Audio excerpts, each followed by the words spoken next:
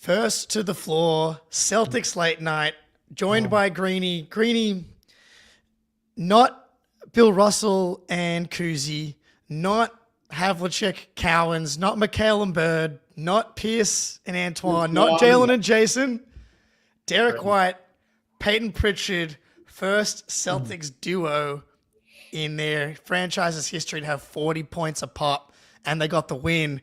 One of the more outrageous experiences I've had in my life watching basketball. Unbelievable. Now, let me ask you, compare this to how we were feeling the last time we saw two people combine for 80 points. True. Like what a wave. Like, this is how we should have been feeling the first time that this happened. But, I mean, like you said, none of us in existence, anyone who's ever watched a single basketball game by the Boston Celtics since their inception has never seen what we saw tonight. Think about that. It's 80 crazy. Years of history. The most decorated, roster of players in NBA history. And none of them did what we saw today. And even if you want to say the era, the offense, so what? Who gives a shit? It's just when you see something that has never been done before, it's always going to be, something special. When it's never been done before for the Boston Celtics, it feels like it's especially special just because, as he said, the history, there's been so many good teams, there's been so many good players. And even in those early years, and it's great timing with this Celtic City documentary that's come out, which I'm sure you've seen the first episode of.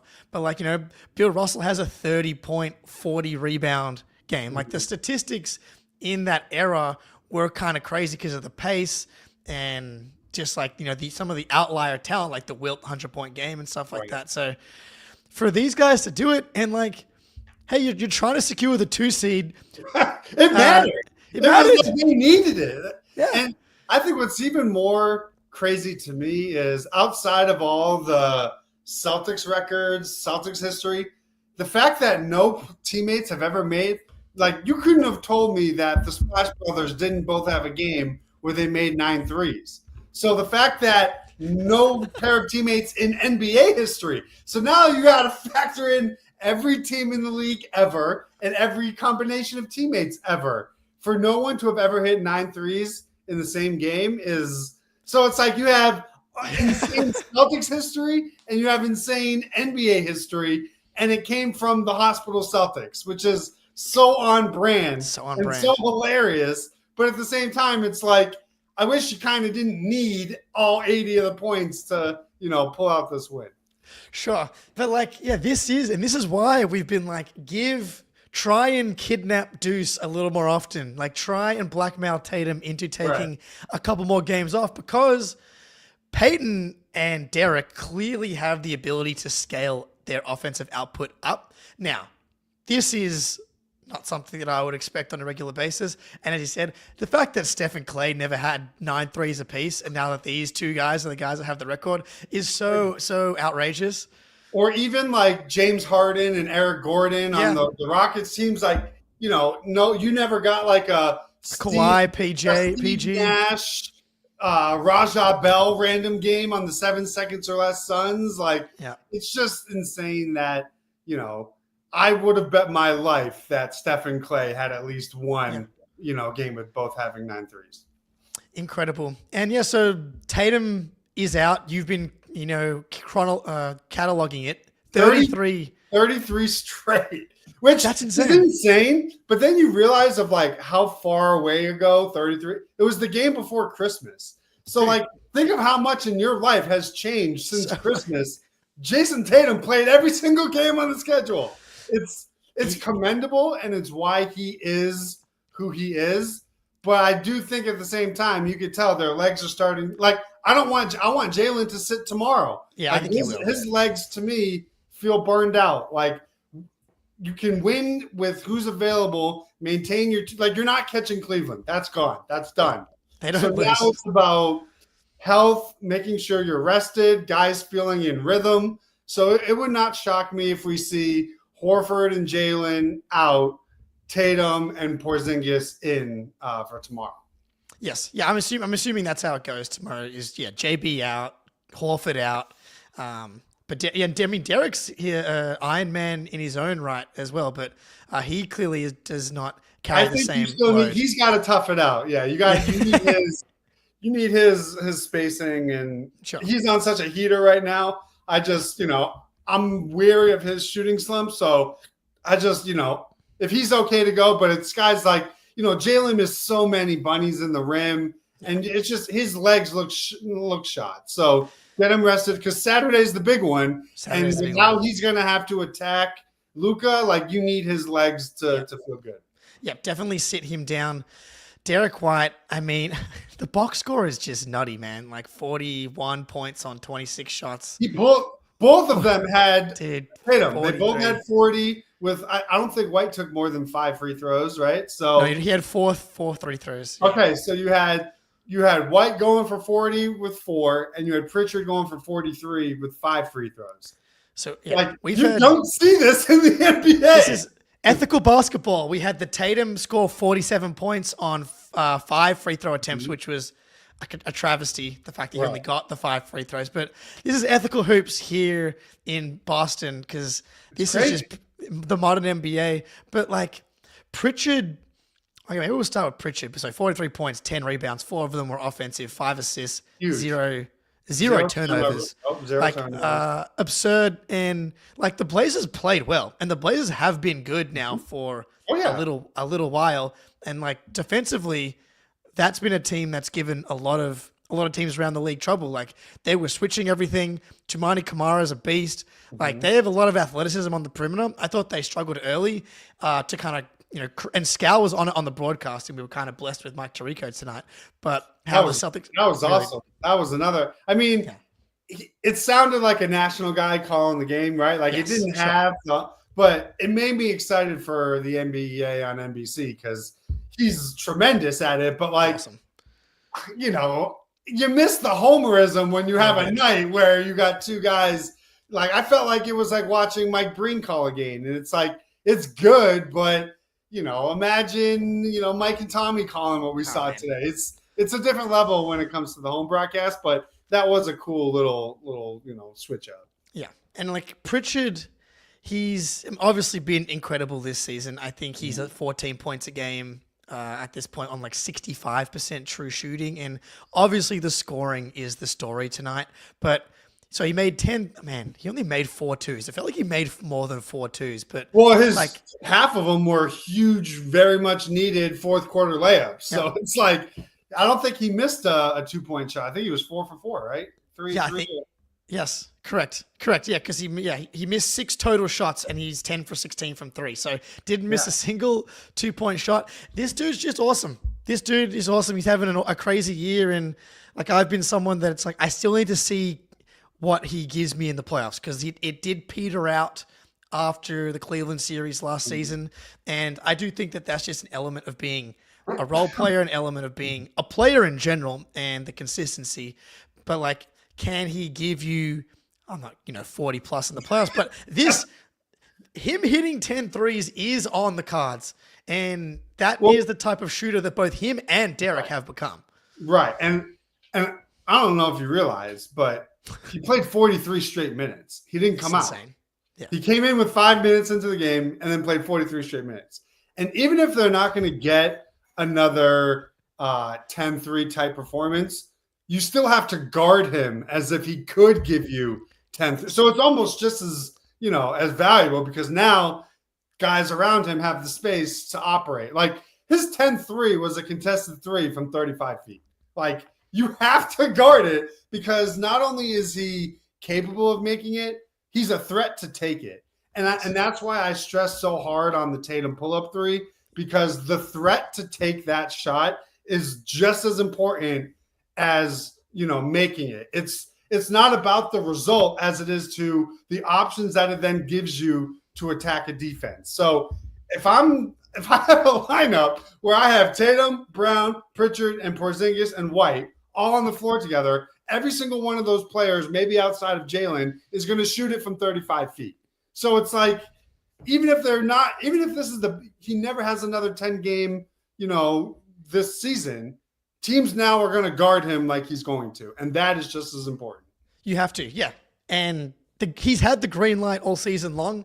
And that's why it's frustrating. Anytime you see him in particular, Derek White had a little maybe like trigger problem, but his trigger has gotten crazy now. And it's like the switches, he had that fading one in the corner in the first half as well. I feel like that was maybe a little bit more like, let me just get this on the rim to try to get an offensive rebound. But he was, that's when you knew you were getting a magnet ball type performance. And so what did they end up shooting as a team? Because they were 42.6%. Well over half their shots. Yeah, well over half their shots were threes. Yeah, 54 attempts, 42.6. Obviously, you're not going to beat the Celtics or beat anyone really if you shoot that well. But on the other side, the Blazers were shooting awesome as well. And I don't think that either Pritchard or Derek White get to 40 points if not for Jabari Walker, who I'm not sure if dude. Did you check his 3-point percentage at some point in this game? I knew he had made like 13 threes all year or something like that. He's a 26% 3-point shooter and a guy that takes 1 per game. The most he's taken in a game this season is 3. He has made 3 from 3 in a game this season, but I bet he wasn't 6 for 6. 6, 7, 8, 9. Dude, that's. I knew that he was a bad shooter because I was watching this game on delay, so I wasn't looking at the box score and stuff. But I was like, I know because I looked at what it would be like to trade for him at the deadline because he's just one of those guys that didn't make very much. I'm like, does he shoot? I've seen him make a shot when I've watched him before, but no, he doesn't really shoot them, and he doesn't make them. And this is like the inverse of what happened with Ross Westbrook and Christian Brown. Was like they actually missed their shots that they're supposed to miss. Eventually, they started. Well, sure, they started. Yeah, they combined, I think, for 4 for 16 in the end there.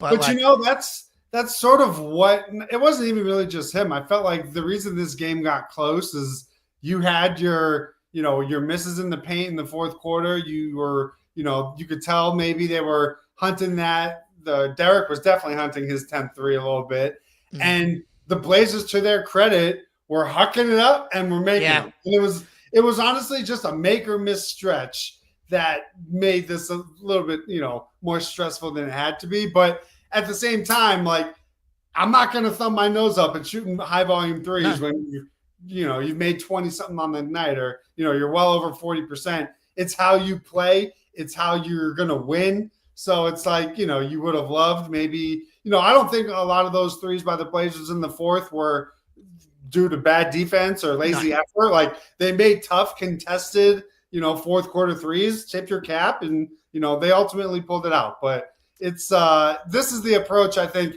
When Tatum doesn't play, you need to spam the threes because you're not going to make up 30 points of offense with, 7, 8 assists. So that's another, 20 something points. He's responsible for probably 50 points a night. You're not going to get that without shooting a lot of threes in games he doesn't play. Yeah, no, the Blazers, look, this was a nice win, man. Since January 19th, the Blazers are 15-7. They're 6th in net rating. They're 3rd in defense. I was really impressed with their defense. And I really felt the absence of Tatum in that first quarter when we were just having a lot of trouble generating clean looks. Pretty much until Pritchard came in, he hit 2 threes immediately, and that just soft. And then he hit that third one, Scoot Henderson all over him in the corner, and Pritchard just threw it up, and it just nothing but water. I believe was Peyton Pritchard's quote here. You saw the value of having 2 shot creators on the floor at the same time, right? Because with only Jalen, they could stick Kamara on him, and there was nobody else. Derek's getting into the paint a little bit, but his damage is catch and shoot. Pritchard can get to the rim now more than in years past, but he's catch and shoot. Hauser, catch and shoot. So they could really load up on their best defenders on your 1 shot creator. If Tatum's on the floor with that, now he has more space to operate, or maybe now there's cleaner driving lanes for Jalen. So it's like, it was great to see them execute and score a lot of points, get key stops. Like, you survived without Tatum, but this also was a great example of how crucial he is for them to hit what their ceiling truly is. Yeah, no question. And I think sometimes it just feels like it clicks with Derek in the middle of a game, in that he, like, one, knows he has to, and two, knows that he can attack certain guys, and he's not doing it in the same way that Jalen or Jason is, by like exploding with jab steps or whatever. He's got this beautiful little spin move, or he'll be playing like a handoff game with Cornette or Horford, and he beat Shaedon Sharp off the dribble a few times, got to his floater game. Did he hit more twos than Pritchard? Yeah, I think maybe one more two than he was 14 for 26, so he made a couple more. He made one more two. 5 twos. These guys did most of the work from the outside. It was all threes. but there was a couple of settlers, I thought, as the Blazers were making their run, because the Celtics were 2 for 12 from 3 in the fourth quarter, while the Blazers went 5 for 9 from 3 in the fourth quarter, and Derek hit 4 from 10 in the fourth quarter, but 2 of those were twos. And I thought that, like, that little floater that he could get to sometimes. Yeah, because Jalen, I'm not sure if it's legs, because I thought he was pretty excellent in the Nuggets game, but he's been talking about this knee thing, and sometimes I'm not sure what to believe when it comes to Jalen. But like, I feel like if he had shot better, like, maybe we wouldn't hear about the knee. But you can watch him; his threes were short, and it is funny. It's like, on a game that the story is their 3-point shooting. It's, the threes by White and Pritchard. The biggest shots of the game were the twos by White, the layups by Pritchard, and then I think it got down to 5, or maybe it was 7 with around 2 minutes left, and Jalen had the left-handed like little jump hook that was, like, I think maybe the only shot he made in the fourth quarter, I think. Correct. So it's like those. It's just funny that it's like they won the game because of their 3-point shooting, but they secured the win by executing from 2. Yeah, and that's often how it goes, right? Because, like, in the macro, the part of the Missoula ball, theorem is high volume threes. You make enough, you're going to give yourself a really good chance to win. Obviously, when you got this type of shooting talent, but when you get into the fourth quarter and things start to become tight, like, it doesn't matter if you've shot 42% on 40 attempts at that moment.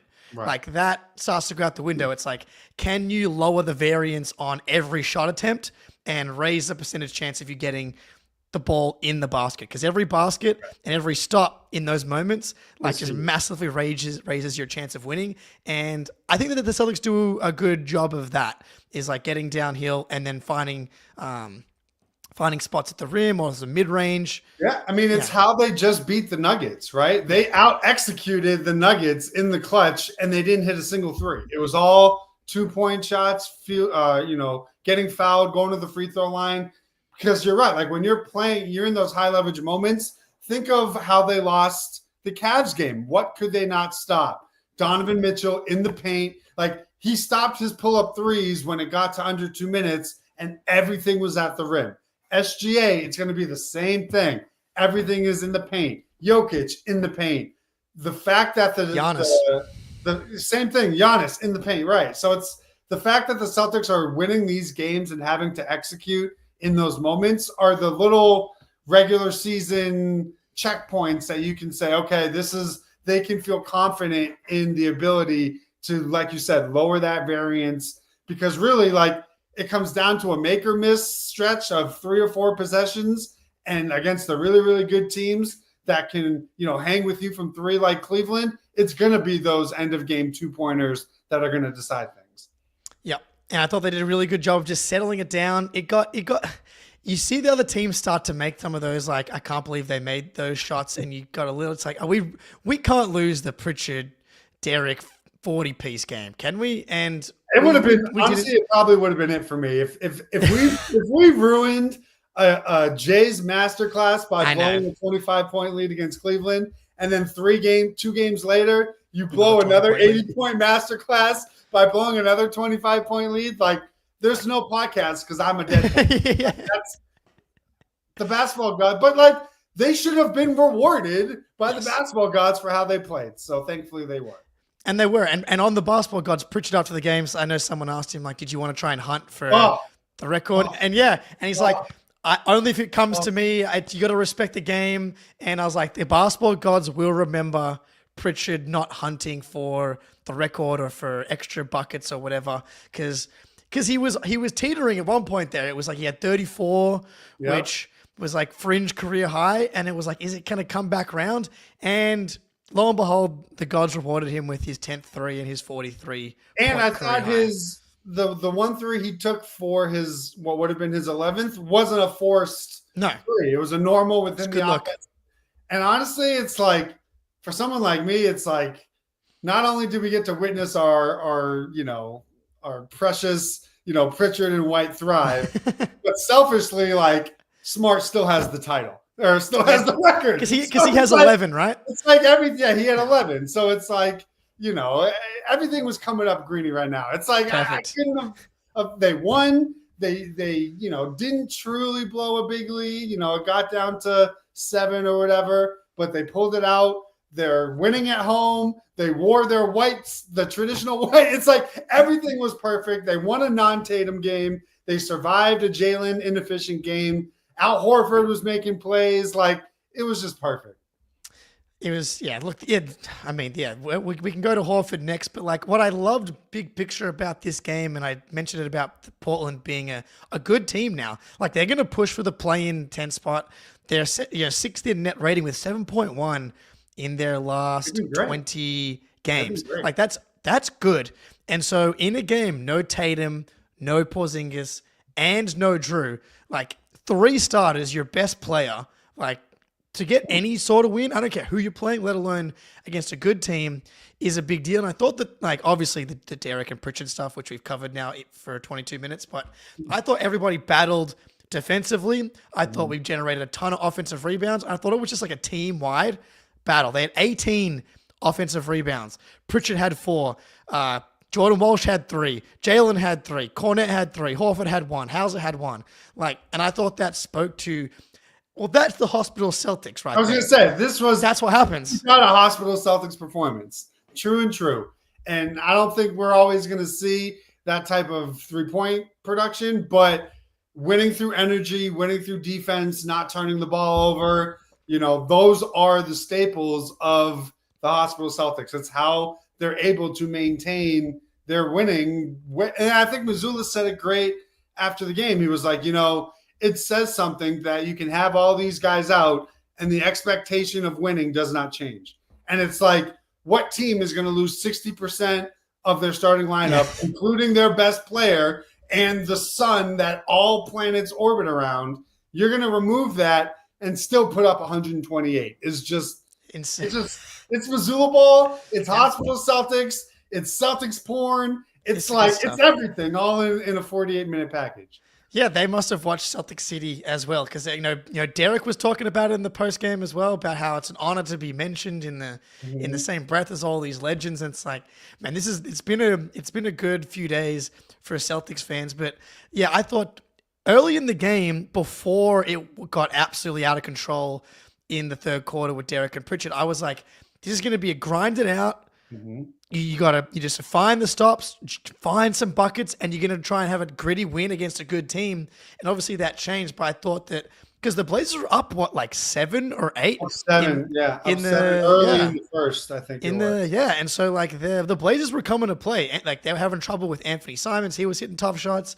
Shaedon Sharpe was hitting tough shots, and I was like, okay, now who's gonna play? Because someone has to play, and in comes Jordan Walsh, who I've been begging Joe Mazzulla to play like between 6 and 10 minutes a night. And I thought he gave us exactly what I thought he would, is the defense is good. He's staying in front of guys. And like Simons hit a tough shot over him early. I thought the rebounding was good. The defense is solid. He's a little hesitant on the offensive end, and unless he's wide open. Unless he's wide open. Yeah. But I kind of get it. Like, all of these other guys have played together for so long now, and they're playing at such a high level that I can kind of understand the mentality of, or one, the mentality of not like wanting to step on toes and wanting to do the right thing, but also just feeling like things are moving really, really fast for a guy that's barely played and is so young. So I understand it. And the only way that part for him is going to get better, the only way the game's going to slow down for him at all is to play more and let him work through some of these mistakes. The one thing that I hated and that Joe benched him for immediately was the transition that he got beat on, because that can't happen. Other than that, I thought that was like perfect Jordan Walsh game. Right. And honestly, like, he looks like every freshman that's on varsity and just doesn't want to mess up. And his impact is hustle, offensive rebounds, passing, defending, being tough. And I just think, I tweeted it out a few days ago, like, he's playing better than Torrey Craig. Sorry. No, like 100%. It's not fair to Torrey Craig because he just got here. But this role of this bench wing, you have to rebound, you have to play with energy, you have to defend, and you have to make your open threes. What did he do tonight? He defended, he played with energy, he offensive rebound, and he made his one open corner three. So it's like I think there's value in having Craig available and giving him minutes. Agreed. But if we're thinking beyond this year, Jordan Walsh getting run like this, warts and all, mistakes and all, is more important for you, bigger picture, than getting Torrey Craig up to speed. Because in all honesty, if the shooting is going to be a wash, I'd rather play the younger legs. And I just think his wingspan and his energy level is the type of chaos that if you ever find yourself in a position where that roster spot needs to see the court in a playoff game, go with the young legs that's just going to go balls to the wall and can stay with quicker guys, but has the length to guard up a position if you need it. So I'm with you, like 10, 15 minutes, maybe tonight or tomorrow. Yeah, again. You play Craig in because it's a back-to-back and Jalen might sit, but like these are the times where give him 10 to 15 minutes because he hasn't been awful in his limited minutes. It's just you need to build rhythm when you're a young player like that. And I think he needs to get past the if I screw up, Missoula's going to take me out. So I don't want to be aggressive or I don't want to, play with force. I'm just going to be a spacer and crash the glass. Like he's capable of more, but you have to play to get that confidence. Yeah, play him again tomorrow. Just like tomorrow, you're playing the Sixers back to back. You'll have no Jalen. Play him. But I also think you're right at the same time. It's good to have Torrey Craig on the roster. Definitely. I understand he's not that good. I just looked it up. He's played in 75 playoff games, and he's a career 38% playoff three-point shooter. And that's a good two ends of the spectrum. I've got one guy that can probably give you a bit more defensively, and a guy that probably isn't going to shit his pants because the lights are too bright type of vibe. So you've kind of got two. But having said that, right, this role for Torrey Craig is different than the role that he played in that 38% play. He needs to be able to come in, not in rhythm, not having played, and still make open threes. It's a very unfair ask for that specific role, which is, you would say the same thing. The reason they went out and got Craig is because I'm sure that the team was like, I don't know if we can trust Jordan Walsh in the playoffs, not in rhythm, to consistently make an open shot if you need it, right? If Hauser goes down, we need a proven shooter. So you go out and you get a much better proven shooter in Craig, right? Well, he's 0 for his last 6, I think. Hasn't made an open 3 since his debut.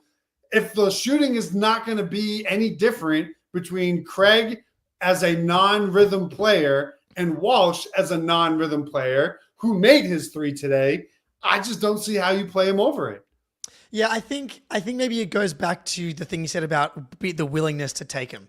And I think maybe in a big game, Torrey Craig is probably going to take him, and he's probably on the scouting report as at least somewhat of a shooter, whereas if Jordan Walsh is out there, he might be hesitant, and 2, the opposing team probably isn't going to guard him. So that could be another piece of it. Hopefully we don't see either of them in the playoffs, to be honest, unless it's a big blowout. I'm nervous what Hauser's – I saw ankle. He wasn't ankle, but he wasn't leaving in a boot or anything, so he's probably not playing tomorrow. But again, you're just one sprained ankle away from needing someone to play up. And I'm a believer. And I buy into him having the same birthday as Jason Tatum. Like maybe there's something there. I don't know. But I just want to see it. And nights like tonight make you feel like this is the type of, because I think we've talked about it before. They just need to hit on one of these end of bench picks between Shireman or Walsh or whoever they take this year. Like Brad has to hit on one of these picks to keep this as a well-oiled machine. Walsh, there's flashes where I think so. I'm just like, there's something there. It's just there's enough. He's 20 years old, so you have to remember that. But like, I looked at it like, look at J.D. Davison, right? This dude's averaging a million points in the G League. So funny. But he never plays against NBA speed and NBA physicality. He comes in against the Pistons. He doesn't even want to dribble. So it's like you don't even know what he could be because you're not getting that run. I know what Torrey Craig is. I know he can hit an open three in a playoff series. For these last 20 games, let me see what Jordan Walsh can do if it's going to be nights like this. I know. Yeah, and I'm a believer. I've seen some flashes in the limited minutes when he has looked confident. The offensive skill, I think, is there for him to be at least. And like, I don't need him to turn into Jason Tatum or Jaylen Brown. I need him to turn into a similar level of impact of like a Royce O'Neal. Different types of players, but like if he turned into Royce O'Neal, beautiful. Be playable. Just be a playable rotation wing. That's eighth man. Great. Be like, I don't know, can you be Dorian Finney-Smith? Oh, hey, great. Right? Like, can you be like Dean Wade or like, oh, wow. Yeah, perfect. Or like, just someone that can give you 10 to 15 minutes of defense. He can make an open three and he'll make a high energy defensive play to maybe spark a fast break. Like, I was proud of him. He's capable. I'm a believer in it. He gave you 6 boards in 20 minutes tonight, 3 off. And that's like, if you're going to play like that, it's the O'Shea Brissett thing. Like, was he the best player in the world? No. Was he 6'7", athletic, and played really hard? Yes. And that's enough on this team with a lot of talent to give us what we need. We just need 10 minutes from you to keep things afloat. And if you can create 2 extra possessions and hit 1 3, then those 10 minutes were a success. It's just honestly, I watch him and his body type and how he moves. I agree. He's watching Jason Tatum tape. Like you can see early Tatum in just his mannerisms and his length.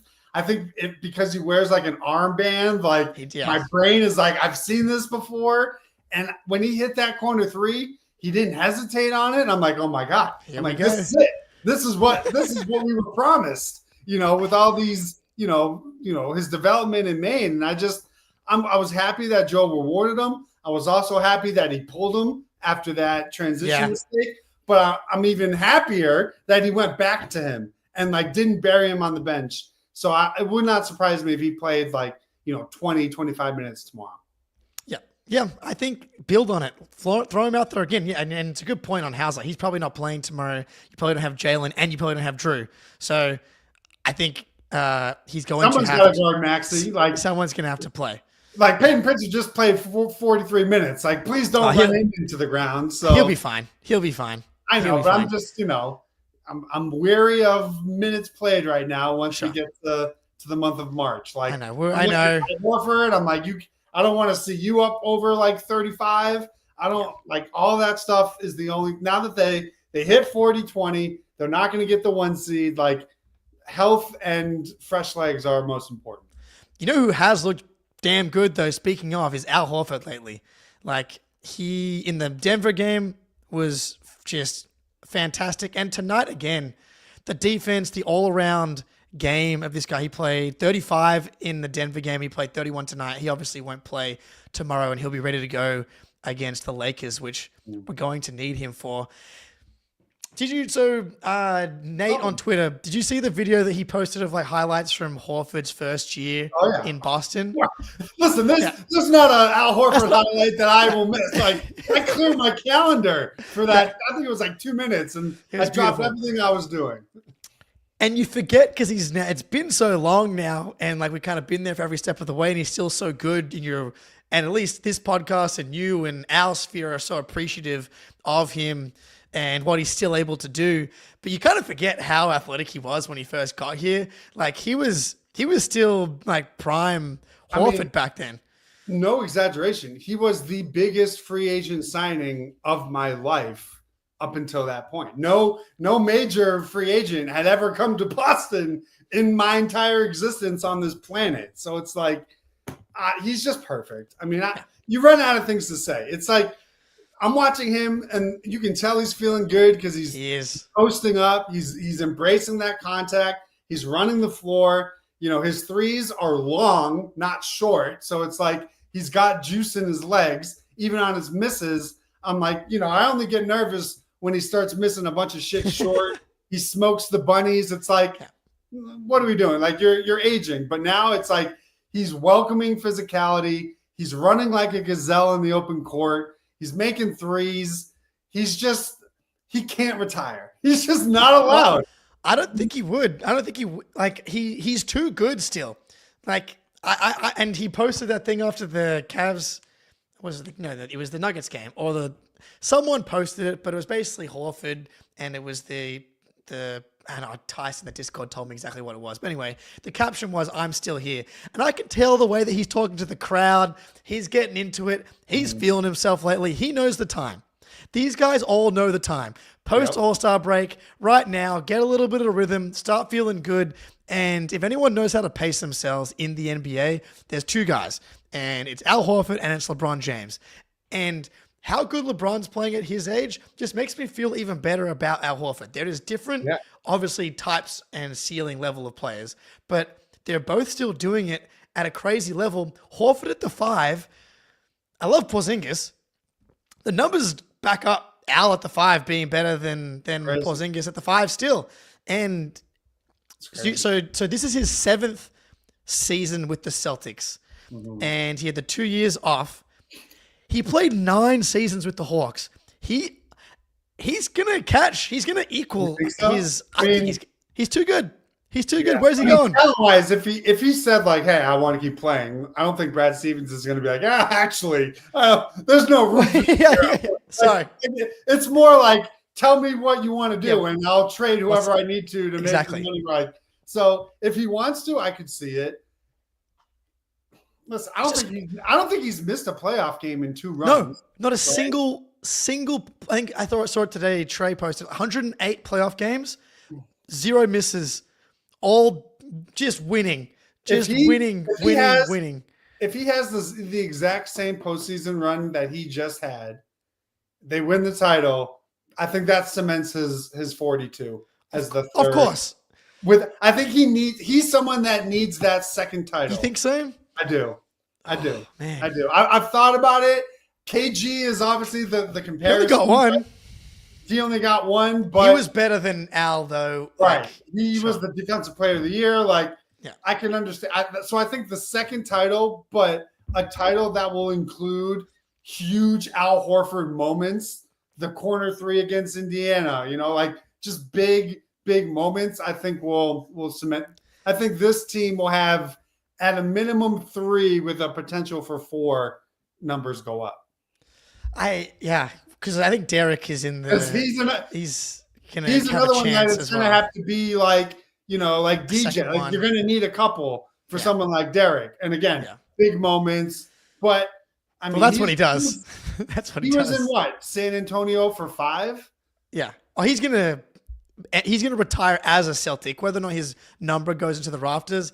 Derek is retiring as a quote unquote Celtic. Right. So he's gonna be, majority, hopefully, God willing, in Boston. So him and Horford are on the cusp, but I think White would need a 3rd, whereas I think Al gets up with 2. I think it's just we'll see. I mean, if you get the second title, it's a lock. And I love I think 2 things. One, he'll be a lock to get the jersey retired. But I also think if he gets a second title, the way people view him and his career, I think they probably still think of Atlanta Al as being like the main Al. But if he was to get a second title and play 2 more years, I think he would just retire as a clear-cut Celtic. Because if he equals as total years played. Sure, it wasn't like his true prime, and no one thought that he was going to be this good still when he first signed in Boston, obviously. But it would be pretty is. comparable to KG, I feel like, right? Yeah. Like, because I don't know if he is does Al Horford own like every Atlanta Hawk franchise record or whatever? Like, Probably. I don't know where he sits in that, but like, I think if you ask people, like, when you think of Kevin Garnett, what do you think of? I think you'd get maybe like a 55-45 split Timberwolf Celtic, right? Like, older generation will always say Timberwolf, younger generation will always say Celtic. Same thing I think would happen with Horford. Like, if he were to go into the Hall of Fame, I think he would probably go in as a Celtic because if he plays another 3 more, whatever. But I think he's always going to have a section of people who will view him as a Hawk. But, I mean, nobody has embraced being a Celtic more than Al Horford. And it's like, he fits us. He's more of a Celtic than a Hawk, damn it. I think so. I'm looking at the numbers now. He's not top 10 in games played. He's not top 10 in points scored. He's eighth. So maybe not. Yeah, maybe he's not. 8th in rebounds.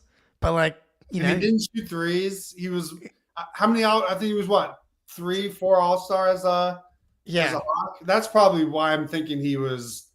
They don't have wins, I don't think, in like because I wonder if wins wise he would have just racked up enough because that Hawks team they just won win shares maybe. Horford's 5th in win shares, so but like. But he only had 1 All-Star as a Celtic, right? And then correct. Okay.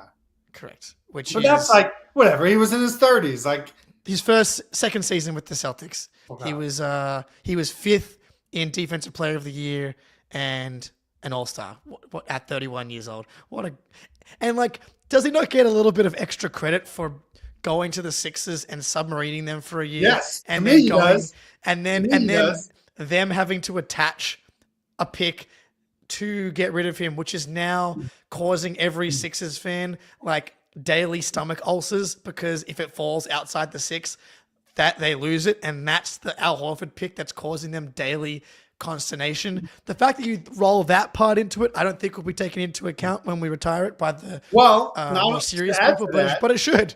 To add to that, Jason Tatum basically also credits Al Horford for raising him. So it's like, you have this Jason Tatum because of Al Horford. So it's like, that I feel like and just burning the Sixers down from within, I feel like maybe he doesn't even need the second title. Like, maybe that's good enough to get him up. I don't know. But it's a conversation I want to have in maybe 10 years when he's finally. Yeah, exactly. After I'm dead. Would be good. Well, how about this? When he retires, I will kill myself. So. That's it. That's it for me. It's all downhill once Al Horford retires. I mean, like I always used to joke that he was going to outlast Embiid, and like he's like just straight up outlasted Embiid, and that's like kind of sad. Outlast LeBron, I mean, whoever's doing LeBron and Al Horford's PEDs is doing a good job. That's chocolate for sure. Milk. It's all chocolate milk. It's all chocolate milk. I don't want to go too negative in this game, but like Cater, after having one of his best games against the Nuggets, I wanted to claw my eyes out watching him today. I thought he was terrible, but someone had to play, and again, that it's an expectations thing. Right. If he gives me 1 in 4 games are good, that's good enough. I just don't understand why. Right. He can't defensive rebound. What is that about? There was one today that just went straight past his face and Derek White's trying to get it. He's like, can you help me out here, please? Right. It's like, but you know what? Like, be bad tonight, be bad tomorrow, but be good against the Lakers and I'll forgive everything that you've done. Correct. Correct. I'm with you. He was bad. Like, I felt like Jalen couldn't make a shot and was just, I thought he was getting fouled a lot as well, but between this and his fourth quarter in the paint against the Nuggets where he missed 5, it's like his paint shots are starting to disappear a little bit. So it's like that I didn't love. But he also had 8 assists for the second straight game. Yeah. Like he found other ways to make an impact. So it's like Hauser didn't make too many shots. I feel like he's getting cooked in space, but that has to be related to his back. Like he is not as bad of a in-space defender as we've seen, really ever since the Cleveland game. So it's like he wasn't great, but he's probably about to be out for a handful of games. So it's whatever. So really, it's like nobody really played poorly, but they also almost gave up 120 points. Sure. But we're missing, some pretty important guys. So yeah, and Jabari Walker hit 6 threes, so that kind of contributed to the defense. It feels like we're in survival mode right now. We have not had Drew or KP for a while, and now we didn't have Tatum. So and Tatum, I thought, started to kind of peter off because of the load that he was carrying without Drew and KP, and Jalen also missed a game as well. And this is what this part of the season can be at times as well. It's just we're surviving. Get the 2 seed. I know the Lakers play the Knicks tomorrow. I enjoyed the Warriors-Knicks game yesterday. And the Warriors helping us out by taking down the Knicks. If the Lakers can beat the Knicks tomorrow, that would be very helpful because then you're like 1 or 2, because I think right now you're 3 up in the loss column? 3 in the loss column, and then you've got the tiebreaker. So it's really like a 4-game lead. You're close. You're like 1 or 2 more loss different, like a game you win and they lose away from not having to worry about the 2 seed. But that's why winning these games at home is important. Matters. Because it's just like we were in that sort of in the balance for 40-20. Yep. You're in that same in the balance to rest everybody extensively because the 2 seed will be locked up. It's you should get it, but just do the things you're supposed to do and you will get it. Right. And because your schedule is really easy for the most part. So just once you get past the Lakers, it's you play Charlotte a shit ton. It's the Thunder's the only hard game left. Because I remember talking to you, it was Cleveland, Denver, Lakers, and the Thunder were the only teams left. We've got past 2. You went 1-1. Can you go? I'll ask you this: which game would you rather win, Lakers or Thunder? Lakers. Yeah. Lakers. It's Lakers. Yeah. I don't even if it was the non-Luka version, it's always Lakers. Yeah. Especially now, because these dude. So quick Lakers thing, then we'll get out of here. The Lakers are 19-5 in their last 24, third in net rating, best defense in the league, and that didn't include Anthony Davis or Luka for 6 or 7 of those games.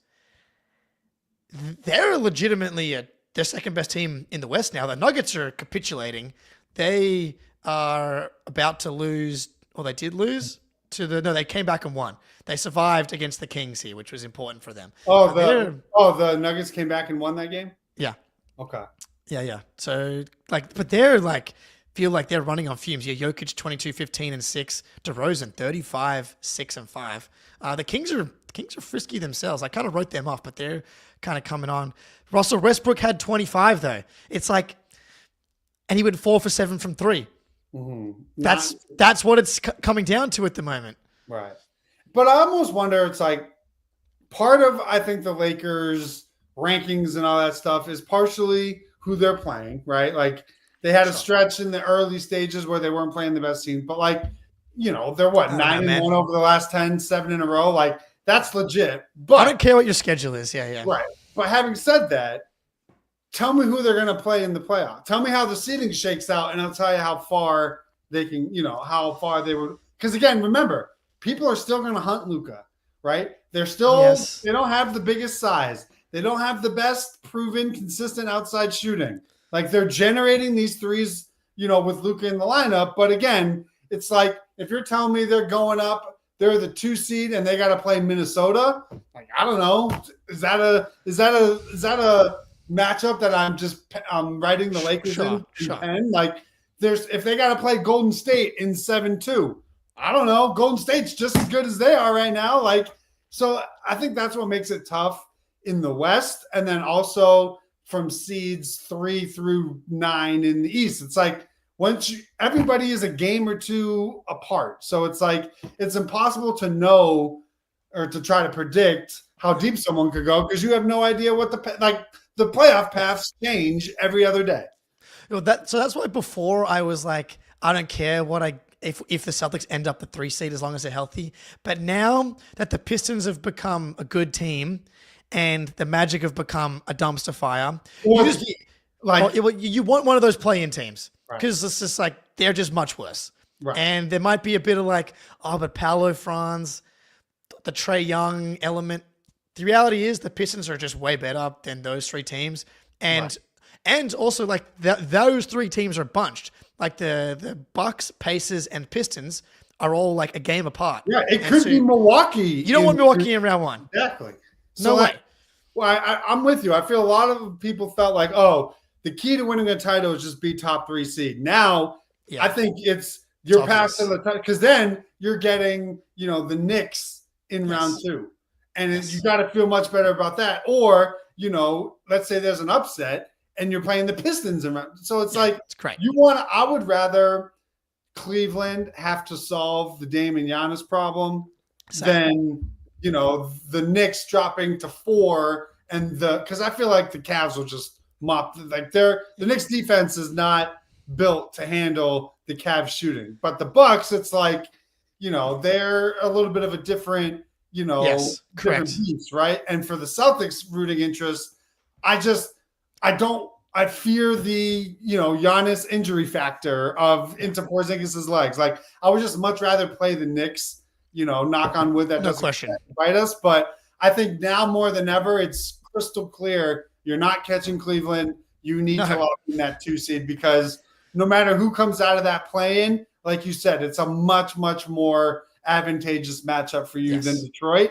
because, God forbid, if God forbid Detroit, like they start feeling good about themselves, they've already beaten you, like with all your guys playing, like, or I don't They're just better. But They're just better. They're just better. It's a tougher matchup. Yeah, like it's become very clear, and that's often what happens at the end of the season. Like you've got Cleveland, man. The Cleveland's won 12 in a row again. Yeah. Like they're a machine. There's no two ways about it, and so it's like a very clear delineation. The Bucks, Pacers, and Pistons have proven that they are this quality of team in a tier, and then everyone below that is just worse. So you want those teams. It's become clear. It wasn't as clear a few weeks ago, but now I've become a Bucks fan because I want them to hold in the 4 or 5 slot, and that's like the main thing I'm kind of keeping my eye on because I want the Bucks to hold. I prefer the Bucks in the 4, and if I get the Pacers into 6, have a Knicks Pacers series, kind of go 7 before we get one of those teams. That would be nice for me. So Pistons up to 5. Yeah, and the Bucks probably just beat them because then you could play potentially so it basically either be the Pacers or the Knicks for you in round 2. Correct. And then that's probably where my head's at. But at the same time, I feel like the Pacers played the Celtics tougher than they do. Those other teams. So I know. I would be and it's too hard, but like I would be surprised if the Knicks lost to the Pacers. But either way, it feels like that series goes 6 or 7, and so you maybe you get out in 4 or 5, and then you play 6 or 7. But we're getting there. We're inching our way closer. What we've played 62, right? 62, yeah, something like that. So we're getting there. We're getting there slowly. I can't believe, like, I remember when the season ended, I didn't want the summer to end, and then we got to summer league, and I was like, all right, I'm ready. And now to think that like we're on the cusp of the title defense is like, I don't want to say last year the pressure and the nerves going into that run, knowing that they had a historical season and it was going to be the biggest choke in NBA history if they didn't win. Like it's not on that level, but now it's like you have the nerves and the excitement of, we always said, oh, the Celtics, they're going to be the next Warriors dynasty. They can be, winning your second title is like the most important step in becoming a quote unquote, like dynasty. You don't want to be a one and done. It's crazy how fast the season has gone. That we're 60 games in and, we're going to blink and it's going to be the playing game. And it's like, here we go. Like this is what it's been, 4 months waiting for. It's crazy. Yeah. Last season, I did not want the playoffs to come. I was like, we just win every game. It's good vibes. And I knew that pressure was coming. This year, I'm like, we've got the title. I understand that it's less of a chance that we win it this year just because the competition's better. Cleveland and OKC profile as teams that just win the title. The difference is there's 3 of them this season. Right. And that's what's so bizarre. Yeah. Like, we've never seen that. You only get one of these type of maybe it's 2. It's like the year the Warriors won the title against the Cavs the first year. It was like Warriors, Spurs, and Cavs were all like just complete buzzsaws, like 60-plus win monsters.